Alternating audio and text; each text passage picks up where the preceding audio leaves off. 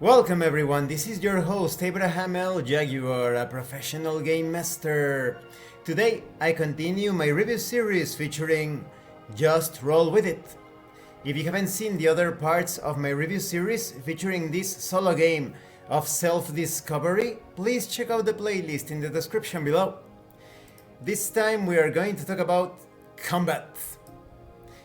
Every time you fight an enemy, you will see two stats, level and resolve. To initiate combat, begin by comparing your resolve to your foes. If your resolve is equal to or greater than your foes, you may proceed. If your resolve is less, you must flee in terror, taking 4 hit points of damage. If you have adequate resolve, then you may proceed with combat.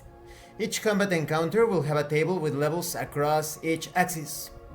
You compare your level to your challenger's level and find the intersection of the column and row.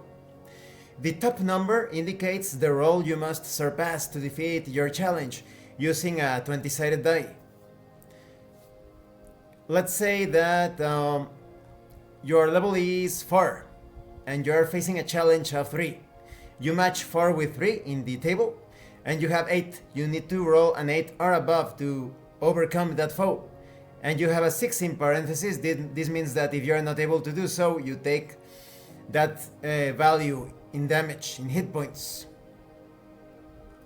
That way, combat proceeds in a very gritty and potentially unforgiving way, but there are rewards to be obtained.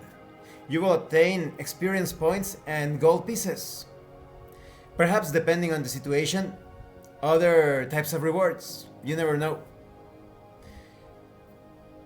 As you move through Glimmerwood, you may acquire various items that I mentioned, a potion of healing, for example, a long sword, but they all have an effect upon you. This game feels a bit more strategic rather than tactical.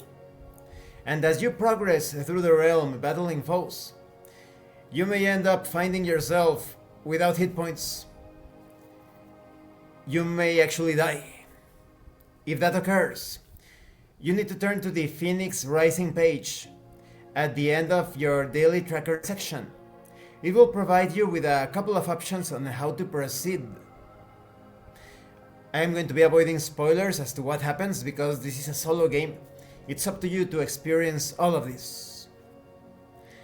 It is very easy for you to go with the flow of this game because you have the quick start guide telling you what to do before even initiating the adventure, such as choosing your character, setting up your character, embarking on your journey, and then you have the list of daily activities that you can take on, the side quests, the callings, all of that. You never feel as if you are unprepared as to how to proceed within this game, and as you can see, combat is very simple to handle. And this concludes this part of the review series. In the next part, we are going to talk about the roster of heroes. These are the archetypes that you can choose to take on the experience. This game is all about ease of play. It focuses more on self-discovery and on the flavor of the adventure. This is not to say that other crunchier systems are wrong or are not as efficient or effective as solo experiences. On the contrary, I enjoy many of them. But when it comes to Just Roll With It, it focuses on its purpose. It doesn't lose that objective of what it is trying to achieve. Unlike other games, they lose focus and suddenly you don't know exactly what you are playing. But here it is all about self-discovery within the fantasy environment. Thank you for watching this part of the review series. Don't forget to leave a like, comment and subscribe. And thank you so much to those of you that are going the extra mile to support the channel. If anyone else wishes to further support the channel, consider joining as a member using the super thanks button. Take a look at the information in the description and in the pinned comment. This has been your host, avaialble, a professional game master, and remember, in tabletop role-playing games, you're not having a conversation about your characters. You are experiencing the game world as your characters. Once again, thank you and see you later.